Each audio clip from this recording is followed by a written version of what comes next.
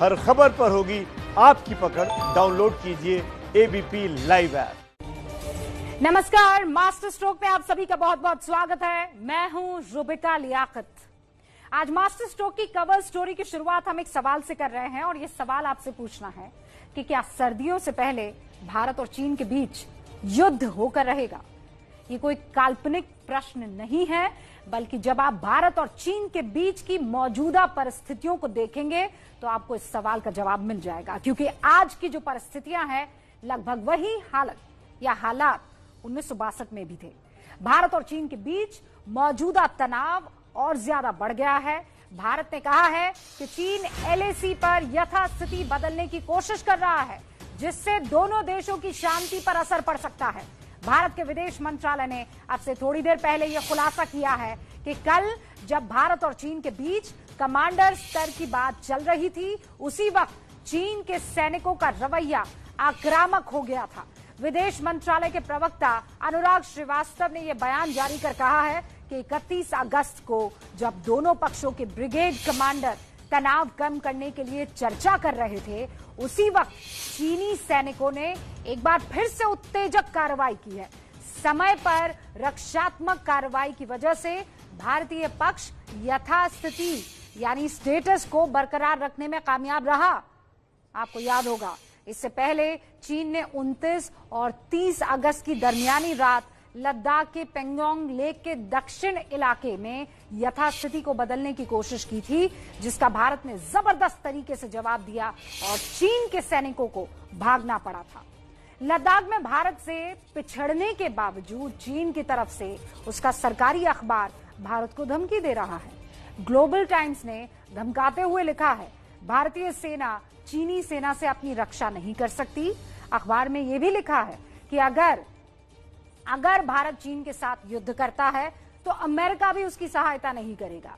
चीन ने धमकी दी है कि चीन की सेना भारत को 1962 से भी ज्यादा नुकसान पहुंचा सकती है, क्योंकि चीन भारत से कई गुना मजबूत है।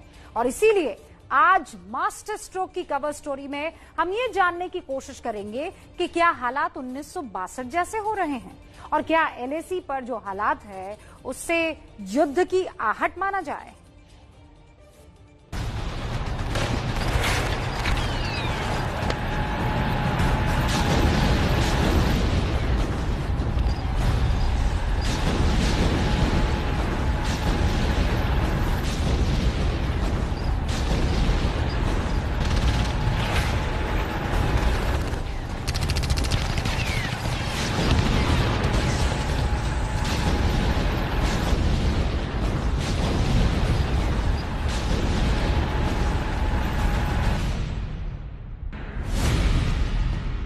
लद्दाख में भारत की ताकत बताती है कि हमारी तैयारी पूरी है।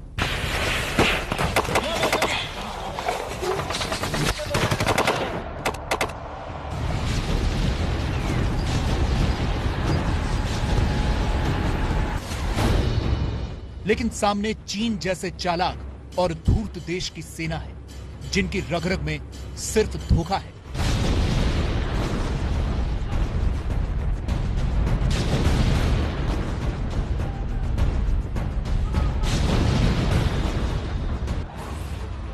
पचहत्तर दिनों में चीन को मिली मात की ये दो तस्वीरें हैं। जून के महीने में चीन ने गलवान घाटी पर कब्जे की नाकाम कोशिश की, जिसे भारत के 20 बहादुर सैनिकों के बलिदान ने नाकाम किया। और अब पेंगोंग लेक के दक्षिणी छोर पर चीन की हिमाकत का माकूल जवाब मिला है। चीन इससे बौखलाया हुआ है और इसीलिए यह सवाल उठ रहा है कि क्या भारत और चीन के बीच युद्ध होने वाला है।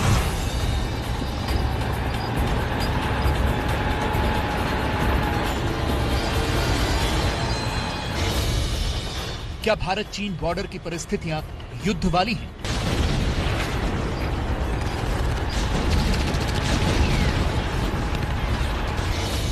क्या भारत चीन बॉर्डर पर 1962 वाले हालात हैं?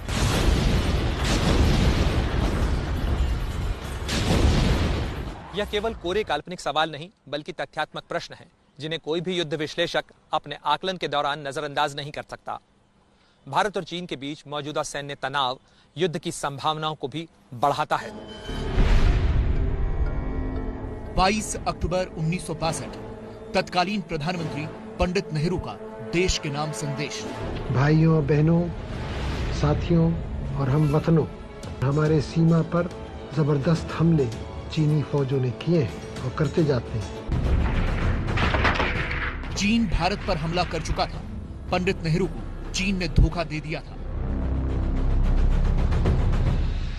साल 1959 में जब चीन के प्रधानमंत्री चाउ एन लाई भारत आए थे तो खुद पंडित नेहरू उनका स्वागत करने के लिए एयरपोर्ट गए थे। तब भी बात अक्साई चिन को लेकर होनी थी, जिस पर चीन लगातार दावा कर रहा था, लेकिन बात नहीं बनी और नतीजा हुआ 1962 का युद्ध। 1962 से पहले हालात कमोबेश आज के जैसे ही थे।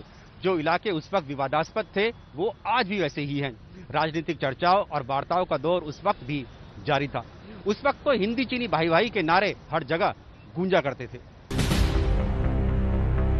58 सालों के बाद आज भी चीन बदला नहीं है। चीन के इस धोखे वाले चरित्र को हमारी सरकारें आज तक नहीं समझ पाई। चीन के साथ ये वार्ताएं और मुलाकातें अभी तक जारी थी, लेकिन बदले में भारत को फिर धोखा मिला और इसी धोखे में चीन ने लद्दाख की गलवान घाटी में भारत के 20 सैनिकों को शहीद कर दिया। ये परिस्थितियां पूरी तरह से 1962 वाली ही हैं। आपको जानकर हैरानी होगी कि तब भी चीन का सरकारी मुखपत्र भारत को धमकियां देता था। 9 जुलाई 1962 को चीन के पीपल्स डेली ने लिखा था, ऐसा लगता है कि भारत की सरकार ने चीन के संयम को उसकी कमजोरी समझ लिया है। भारत की सरकार को इस मामले पर कम से कम 3 बार सोचना चाहिए। इस वक्त भी चीन का सरकारी अखबार ग्लोबल टाइम्स यही कर रहा है। वो लगातार भारत को धमका रहा है। ग्लोबल टाइम्स के संपादकीय में लिखा है, चीन भारत से कई गुना ज्यादा ताकतवर है। भारत चीन के आसपास नहीं टिकता। भारत को लगता है कि वो अमेरिका जैसी शक्तियों से गठजोड़ करके चीन से निपट सकता है। हमें उसके इस भ्रम को तोड़ना चाहिए। ऐसा नहीं है कि चीन के सिर्फ इसी प्रोपेगेंडे की परिस्थितियां 1962 वाली हैं, बल्कि और भी ऐसे कई हालात हैं जो बिल्कुल 1962 के जैसे युद्ध की तरफ इशारा कर रहे हैं। 1962 में भी चीन ने अप्रैल के महीने में भारत को चेतावनी देनी शुरू कर दी थी। इस बार भी अप्रैल से ही भारत और चीन के बीच गलवान घाटी में तनाव बढ़ा। 14 जून 1962 को प्रधानमंत्री नेहरू ने कहा था कि चीनी भारत की सीमा में घुस आए। इस बार भी 15 जून को गलवान घाटी में भारत और चीनी सैनिकों का युद्ध हुआ, जिसमें 20 सैनिक शहीद हुए और उनके भी कई सैनिक मारे गए। 1962 में भी जून के महीने में बातचीत हो रही थी और इस बार भी जून के तीसरे और चौथे हफ्ते में लगातार भारत और चीन के बीच कई मीटिंग्स हुई। 1962 में भी झड़प की शुरुआत गलवान घाटी से ही हुई थी। 11 जुलाई 1962 को चीनी सैनिकों ने गलवान में भारतीय सेना की पोस्ट को घेर लिया था। इस बार भी गलवान से ही इस खूनी झड़प की शुरुआत हुई। 1962 में अगस्त के महीने में भारत ने गलवान में अपने और भी सैनिक भेजे थे। इस बार भारत ने लद्दाख के ही पेंगोंग इलाके में चीनियों को खदेड़ा है। 1962 में चीन ने लद्दाख से शुरुआत की थी और फिर उसका फोकस भारत के पूर्वोत्तर के बॉर्डर पर हो गया था। इस बार भी लद्दाख में तनाव के बाद मई के महीने में भारतीय और चीनी सैनिकों की झड़पें सिक्किम के नाकुला में हुई थी। 1962 में भी चीन की सेना धीरे धीरे करके बॉर्डर पर बिल्डअप कर रही थी, अपने हथियार और साजो सामान जुटा रही थी। इस बार भी लगातार ये खबरें आ रही हैं कि चीनी सेना बॉर्डर पर अपने हथियार और मशीनरी जुटा रही है। 1962 में सितंबर में चीन का फोकस पूरी तरह से आज के अरुणाचल प्रदेश और तब के नेफा पर शिफ्ट हो गया था। तब भी यहाँ भारतीय और चीनी सैनिकों के बीच छोटी छोटी झड़पें होती रहती थी।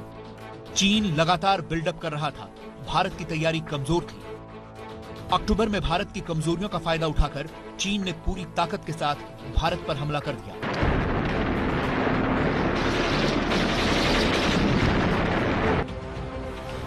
अक्टूबर को आधिकारिक तौर पर चीन के साथ युद्ध शुरू हो गया और करीब 1 महीने के बाद 21 नवंबर 1962 को युद्ध विराम की घोषणा हो गई, क्योंकि तब तक सर्दियां शुरू हो गई थी और सर्दियों में युद्ध करने के लिए चीन के सैनिकों की तैयारी नहीं थी। इसीलिए इस बार भी यह कयास है कि क्या नवंबर से पहले पहले भारत और चीन के बीच युद्ध हो जाएगा। और अब जब आप चीन के इस रिपोर्ट को सुन रहे थे और देख रहे थे, तब हमारे पास एक और खबर आई है। चुमार में घुसपैठ करने की चीनी सैनिकों ने कोशिश की है, लेकिन अच्छी खबर यह है कि एलएसी पर इस घुसपैठ की कोशिश को भारतीय सैनिकों ने नाकाम कर दिया है। मेरे सहयोगी नीरज राजपूत अब से कुछ ही देर में हमारे साथ जुड़ेंगे और डिटेल में जानकारी देंगे।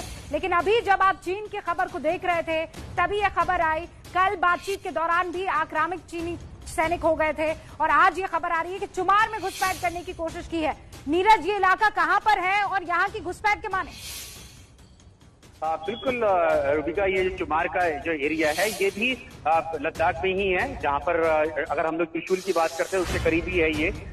चुमार और डेमचौक का इलाका पास भी है, वहाँ पर ही। और लगातार देख रहे हैं जो भारत की जो कार्रवाई हुई 29 और 30 अगस्त की रात को, उसके बाद से चीन बेहद ही बौखलाया हुआ है और इसीलिए चीन लगातार कोशिश कर रहा है कि कहीं ना कहीं भारत पर अपना दबाव डालने के लिए वो घुसपैठ की कोशिश कर रहा है। तो यही जानकारी अभी मिल पाई है कि चुमार में भी उसने कोशिश की, लेकिन भारतीय सेना ने चीनी सेना की इस कार्रवाई को, यानी कि उसकी जो कार्रवाई थी घुसपैठ की, उसको नाकाम कर दिया है। चीन की 8 बख्तरबंद गाड़ियां भी है वहां पर पाई गई या देखी गई? बिल्कुल, आपने ठीक कहा रूबिका कि जो चीनी सेना है वो लगातार कोशिश कर रही है कि किसी तरह से अपनी गाड़ियों के जरिए, क्योंकि जो हम लोग जानते हैं कि चीनी सेना जिस तरह से भारत की इन्फेंट्री जो सोल्जर्स होते हैं, पैदल सैनिक नहीं होते हैं, उनके यहाँ पर जो भी सैनिक चलते हैं वो बख्तरबंद गाड़ियों से चलते हैं। तो इसलिए उन्होंने अपनी गाड़ियां लाने की कोशिश की ताकि वो घुसपैठ करके वहां पर अपना कैंप या कुछ और टेंट लगा सकें, लेकिन भारतीय सेना ने ऐसी जानकारी मिल पा रही है कि उसको पूरी तरह से नाकाम कर दिया। क्या ये खबर सही है कि वहां गोलीबारी भी हुई है? देखिए, इस बारे में अभी तक भारतीय सेना की तरफ से कोई जानकारी नहीं मिल पाई, क्योंकि कल से लगातार इस तरह की जानकारी मिल रही थी कि वहां पर गोलीबारी हुई है, लेकिन अभी तक भारतीय सेना की तरफ से आधिकारिक तौर से मना किया गया है कि इस तरह की कोई कार्रवाई, गोली वाली कार्रवाई या फायरिंग की कार्रवाई नहीं हो पाई है। नीरज, इस बात को समझना बहुत जरूरी है कि एक तरफ 5 मर्तबा जो कमांडर लेवल की या सैन्य लेवल की बातचीत है वो हो रही थी कि हालात को कैसे ठीक किया जाए, नियंत्रित किया जाए। दूसरी तरफ आक्रामक रवैया चीनी सैनिकों का क्या बताता है? देखिए, ये रूबिका पिछले 3-4 महीने से हम लोग लगातार देख रहे हैं। मई के महीने से चीनी सेना की ये एग्रेसिव बिहेवियर हम लोग लगातार देख रहे हैं। घुसपैठ करने की कोशिश करता है, यहाँ पर चीनी सेना करने की कोशिश कर रही है। जो भी विवादित इलाके हैं एलएसी के, जो कि जिसे हम बफर जोन या नो मैंस लैंड कहते हैं, वहां पर कोशिश कर रहा है। जिस तरह से स्टिंगर एरिया में देखा, इसी तरह से अलग अलग इलाकों में करने की कोशिश कर रहा है। गलवान घाटी में हमने देखा, गोगरा में देखा, हमने हॉट स्प्रिंग में देखा। इस तरह की यही जो कार्रवाई है वो अब, क्योंकि भारतीय सेना ने ये जो चुमार इलाका जिसकी बात कर रहे हैं हम लोग, ये भी दक्षिण का इलाका है पेंगोंग त्सो लेक से, यानी कि पेंगोंग त्सो लेक से अगर हम लोग दक्षिण की तरफ चलेंगे तो पहले चुशूल आता है, फिर जांगला आता है और उसके बाद फिर चुमार और डेमचौक आता है। ये वहां का एरिया है। तो क्योंकि भारतीय सेना ने दक्षिण की तरफ जो है कार्रवाई की है, जो है स्ट्रेटेजिकली हिंदुस्तान के लिए बहुत ज्यादा महत्वपूर्ण है, खासा महत्व रखता है, हमारा एयरबेस है। और यही वजह है कि चीन जो है हर नब्ज को दबाने की कोशिश कर रहा है और समझ में आता है उसका इतना आक्रामक होना। बहुत बहुत शुक्रिया नीरज तमाम जानकारी के लिए। तो देखा आपने, हर बार चीन ये करने की कोशिश कर रहा है कि वो हिंदुस्तान को दबा सके, लेकिन खबर ये आती है कि हमने उनको पीछे धकेल दिया। इस रिपोर्ट को देखने के बाद, जो इससे पहले आप देख रहे थे, ये पक्का समझ गए होंगे कि हम क्यों बार बार ये कह रहे हैं कि क्या भारत और चीन के बीच में युद्ध होने वाला है। ये तय है कि युद्ध हुआ तो चीन को इसका बहुत बड़ा नुकसान उठाना पड़ेगा, क्योंकि चीन की सेना ने पिछले 41 साल में एक भी जंग नहीं लड़ी है।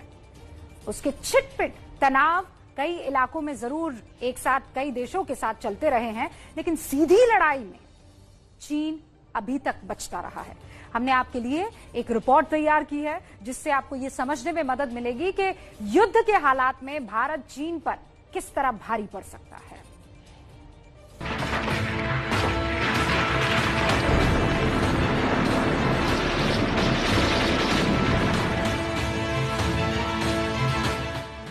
उन्नीस 1962 में भले ही भारत चीन से युद्ध हार गया हो, लेकिन आज के हालात बहुत बदले हुए हैं।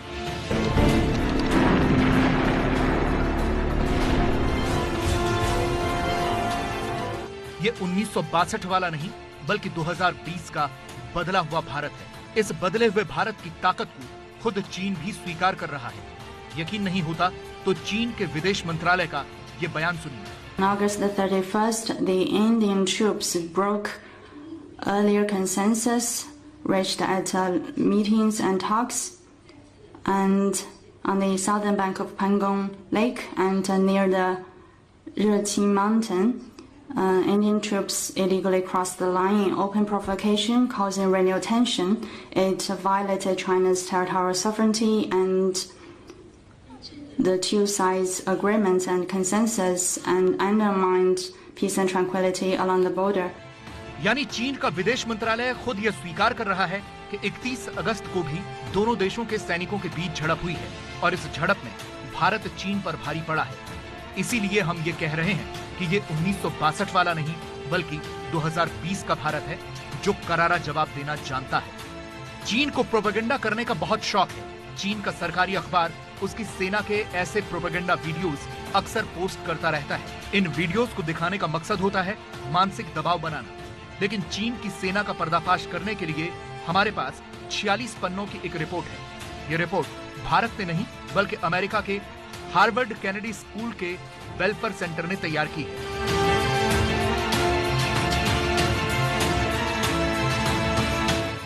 रिपोर्ट का शीर्षक है the strategic postures of India and China, यानी भारत और चीन की सामरिक स्थिति। इस रिपोर्ट में भारत और चीन के परमाणु हथियारों और तीनों सेनाओं की तुलना की गई है।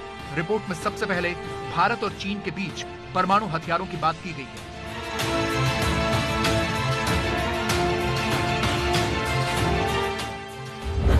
रिपोर्ट के मुताबिक चीन की 104 मिसाइलें भारत के हर हिस्से को निशाना बना सकती हैं।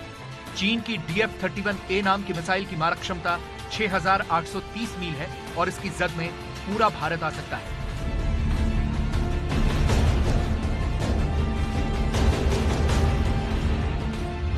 अब जरा भारत की बात करते हैं।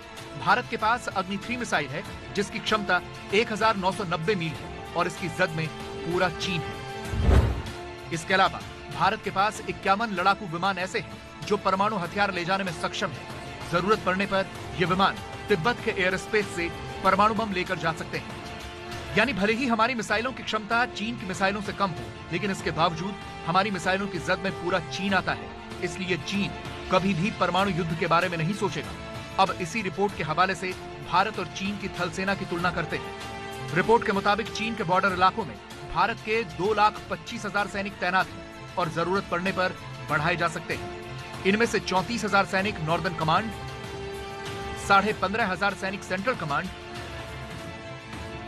और 1,75,000 सैनिक ईस्टर्न कमांड में तैनात हैं। रिपोर्ट के मुताबिक चीनी सेना की पश्चिमी कमांड में 2,30,000 सैनिक हो सकते हैं, लेकिन ये रिपोर्ट भ्रमित करने वाली है क्योंकि युद्ध के वक्त इनमें से ज्यादातर सैनिक उपलब्ध नहीं होंगे। ज्यादातर सैनिक रूस और तिब्बत के लिए रिजर्व रखे गए हैं। अधिकतर सैनिक भारतीय बॉर्डर से बहुत दूर तैनात हैं। रिपोर्ट में लिखा है कि तिब्बत में भारत के बॉर्डर के नजदीक चीन के सिर्फ 40,000 सैनिक हैं। अगर शिनजियांग प्रांत के सैनिकों को भी मिला दें तो ये संख्या 70,000 हो जाती है। यानी अगर यहाँ युद्ध हुआ तो चीन को वेस्टर्न थिएटर कमांड से सैनिक मंगाने पड़ेंगे। अब जरा दोनों देशों की वायुसेना की बात भी कर लेते हैं। इस रिपोर्ट के मुताबिक भारतीय एयरफोर्स के पास चीन बॉर्डर के करीब 270 फाइटर और 68 ग्राउंड अटैक एयरक्राफ्ट मौजूद हैं, जबकि चीन के भारतीय बॉर्डर के पास सिर्फ 157 विमानों की तैनाती है। इस रिपोर्ट में बताया गया है कि चीन के पास भारत के सुखोई यानी Su-30 MKI के मुकाबले का कोई भी फाइटर जेट नहीं है। और अब तो हमारे पास रफाल जैसा शानदार लड़ाकू विमान भी आ गया है जो भारत की क्षमताओं में और इजाफा करता है।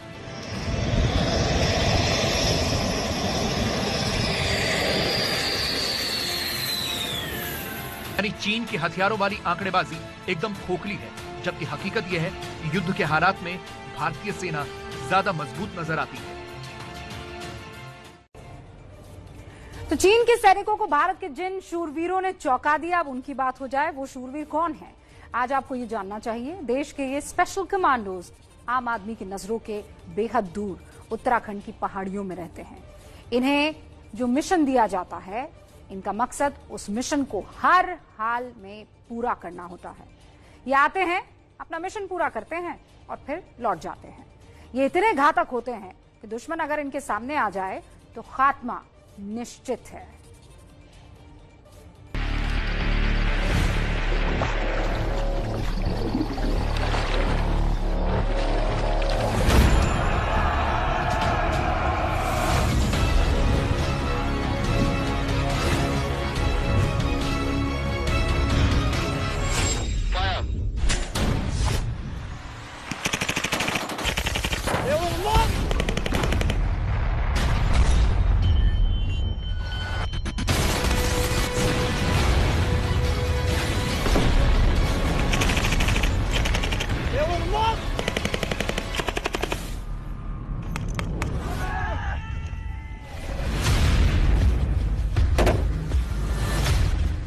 वो फोर्स जिसने लद्दाख में चीनी सैनिकों को भागने पर मजबूर कर दिया,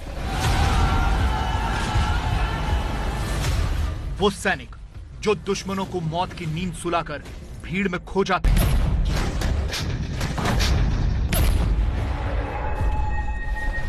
वो रेजिमेंट जिसके जवान चीनी सैनिकों के लिए चलती फिरती मौत हैं।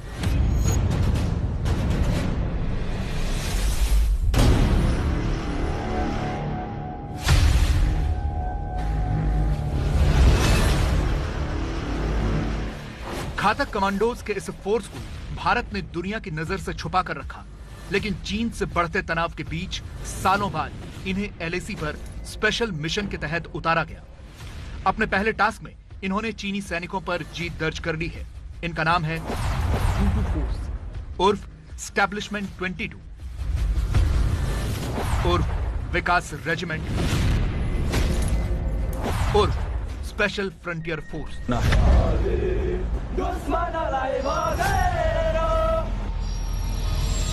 29 और 30 अगस्त की रात चीन के सैनिक पैंगोंग शो लेक के दक्षिणी पठारियों पर घुसपैठ की फिराक में थे। दक्षिणी छोर पर कब्जा करके चीन एलएसी का स्टेटस को बदलना चाहता था, लेकिन वहां चीन के सैनिकों से पहले भारत के स्पेशल फ्रंटियर के जवानों ने कब्जा कर लिया। यहां सामरिक महत्व के दो दर्रे हैं, पहला रेकिन पास और दूसरा हेनान कोस। ये दोनों अब भारत के पास हैं। ये दोनों दर्रे ऊंचाई पर हैं, इसलिए पूरे इलाके में भारतीय जवानों का दबदबा है और इसकी वजह है SFF commandos. Special frontier force ने ये ऑपरेशन किया रात को, तो ये कमांडो ऑपरेशन था और मैं इसको चाइना की खुशकिस्मती कहूंगा कि वो उनके सोल्जर आमने सामने एसएफएफ के नहीं आए। अदरवाइज जो कैजुअलिटी चाइनीज फोर्सेस की होनी थी उसको मैं इमेजिन नहीं कर सकता।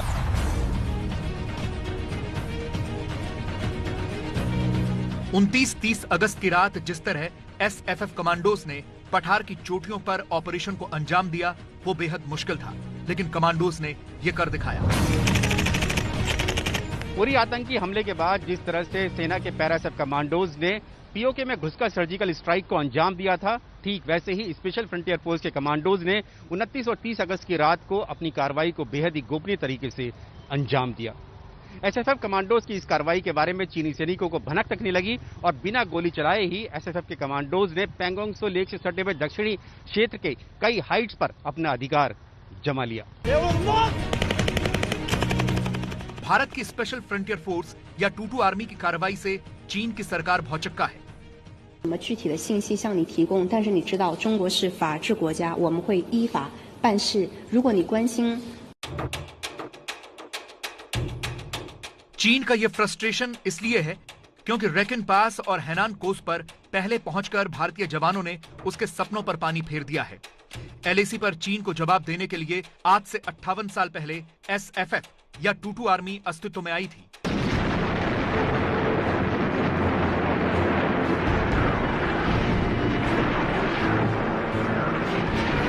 1962 की लड़ाई के दौरान तत्कालीन प्रधानमंत्री पंडित नेहरू ने इंटेलिजेंस ब्यूरो के संस्थापक भोलानाथ मलिक और दूसरे विश्व युद्ध के वेटरन बीजू पटनायक की सलाह पर अपने जन्मदिन 14 नवंबर को एसएफएफ बनाने का ऐलान किया था। एसएफएफ के कमांडोज को खास तौर से चीन से मुकाबले के लिए तैयार किया गया था। हालांकि बाद में इसका इस्तेमाल दूसरे ऑपरेशंस में भी किया जाने लगा। भारतीय सेना एसएफएफ के ऑपरेशन देखती है, लेकिन रिक्रूटमेंट आरएनडब्ल्यू के जिम्मे है। एसएफएफ या टूटू आर्मी में तिब्बत मूल के ही सैनिकों की भर्ती की जाती थी। हाल के दिनों में इसमें चीनी सीमा से लगे पहाड़ी इलाकों के युवाओं को भी मौका दिया गया। ये कमांडोज बेहद खतरनाक होते हैं और हर हाल में दुश्मनों का शिकार करते हैं। Major general Sujan Singh Uban SFF के सबसे पहले कमांडर बनाए गए थे। मेजर जनरल उबन 22वीं माउंटेन डिवीजन का हिस्सा थे, इसलिए इस फोर्स का नाम स्टैब्लिशमेंट 22 या टूटू फोर्स पड़ा। देश की सबसे बड़ी खुफिया एजेंसी रॉ तिब्बत, भूटान और भारत में रह रहे तिब्बती शरणार्थियों से ही स्पेशल फ्रंटियर फोर्स के सैनिकों को चुनती है। इन सैनिकों की उत्तराखंड के चक्राता में बेहद ही कड़ी ट्रेनिंग दी जाती है, जिसके बाद ये सभी सैनिक थल सेना के विकास रेजिमेंट में शामिल हो जाते हैं। पूर्व थल सेना प्रमुख जनरल दलबीर सिंह भी इसी स्पेशल फ्रंटियर फोर्स की अगुवाई कर चुके हैं। एसएफएफ देश की उन पहली रेजिमेंट्स में से एक थी जिसकी ट्रेनिंग अमेरिका में सीआईए के एक सीक्रेट बेस पर हुई थी। एसएफएफ के जवान देश के भीतर और बाहर दोनों जगह ऑपरेशन में माहिर होते हैं, इसीलिए इन्हें क्रैक यूनिट भी कहते हैं। ये जवान, ये कमांडो जो हैं एसएफएफ के, दे हाईली ट्रेंड हैं और ये एक कमांडो चाइनीज के 10 ऑर्डिनरी जवान के लिए काफी थे। और ये ऑपरेशन क्यों किया गया, किस तरह किया गया, इसकी डिटेल में जाना ठीक नहीं है। आर्मी ने जो सोचा होगा या इसमें एनएसए अजय डोवाल जी का भी हाथ रहा होगा कि इस ऑपरेशन में इन एसएफएफ को ही यूज किया जाए, उसके पीछे कोई स्ट्रेटेजी इनकी होगी।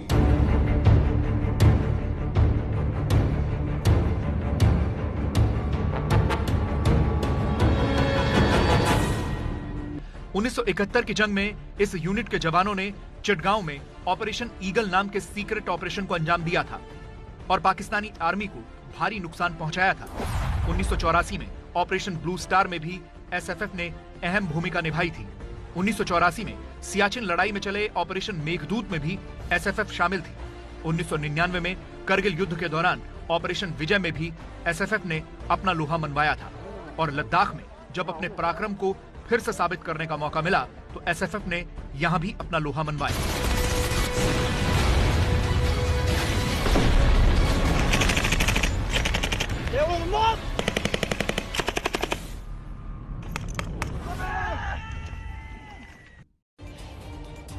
तो अब आप समझ ही गए होंगे कि एसएफएफ कहां ट्रेनिंग लेती है और क्यों इनको भेजा गया। लेकिन नौबत आखिर आई क्यों कि भारतीय सेना को अपनी स्पेशल फ्रंटियर फोर्स को आगे भेजना पड़े? इसका जवाब है चीन की एक बहुत बड़ी साजिश। चीन के सैनिक अब तक पेंगोंग सो झील के उत्तरी छोर पर रहते थे, ईस्टर्न साइड, लेकिन पहली बार वो सदर्न यानी दक्षिणी छोर पर आए हैं। ये जगह सामरिक तौर पर बेहद महत्वपूर्ण है हमारे लिए और इसीलिए अब खबर यह आ रही है कि इस इलाके के दोनों ओर टैंकों की तैनाती हो गई है, यानी चीन की तरफ भी और हिंदुस्तान की तरफ भी।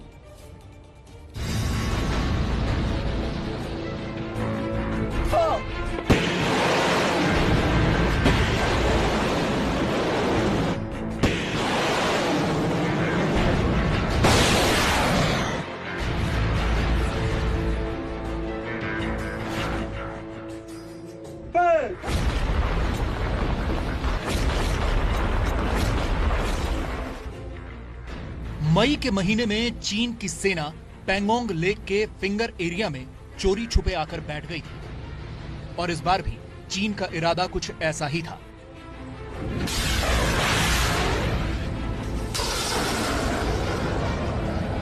भारत को शांति वार्ता में उलझाकर चीन पेंगोंग झील के दक्षिणी छोर पर कब्जा करना चाहता था। वो इलाके में धीरे धीरे अपने सैनिकों की मूवमेंट बढ़ा रहा था ताकि फिंगर एरिया की तरह वो दक्षिणी सरहद में भी घुस सके, लेकिन उसका यह दांव उल्टा पड़ गया।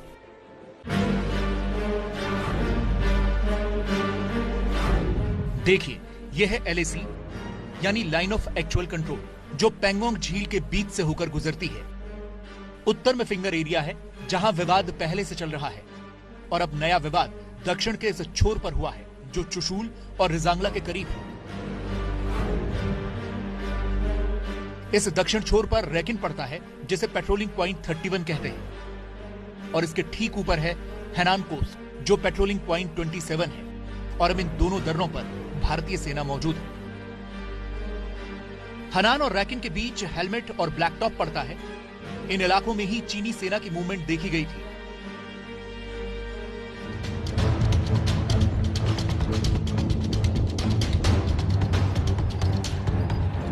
चीन के खतरनाक इरादों की भनक लगते ही भारतीय सेना एक्शन मोड में आ गई।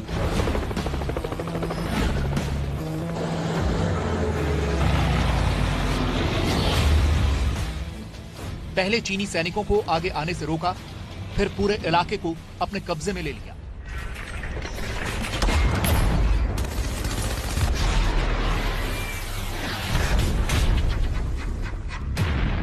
अब PP-27 और PP-31 तक भारतीय सेना मौजूद है। अंग्रेजी में एक कहावत है, offence is the best form of defence.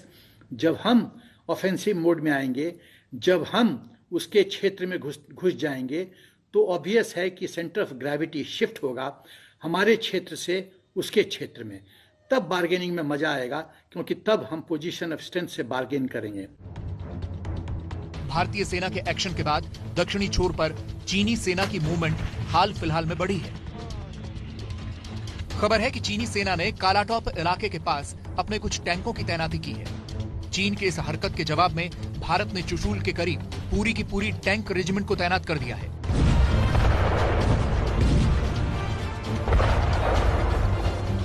अब दोनों ही देशों की सेनाएं एक दूसरे की फायरिंग रेंज में हैं। अब जो आपने चीन को बैकफुट पे डाल दिया और एक प्रकार से अब चीन को लगने लगा है कि भारत का इरादा मजबूत है। जब तक यथास्थिति 2020 नहीं होगी, अप्रैल 2020, भारत किसी हद तक जाने के लिए तैयार है।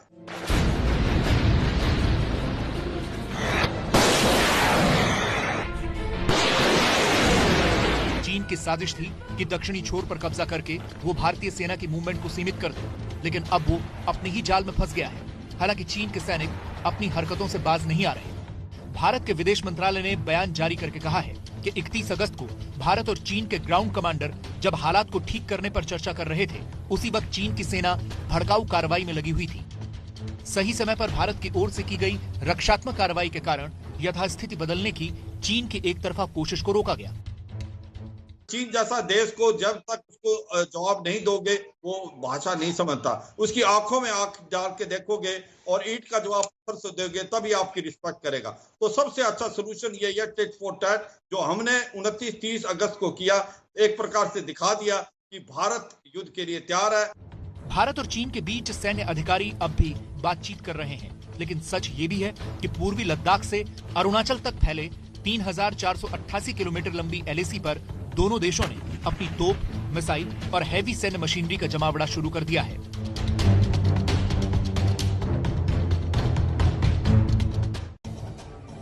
तो एक बार फिर चीन को हम याद दिलाना चाहते हैं, ये 1962 वाला भारत नहीं है।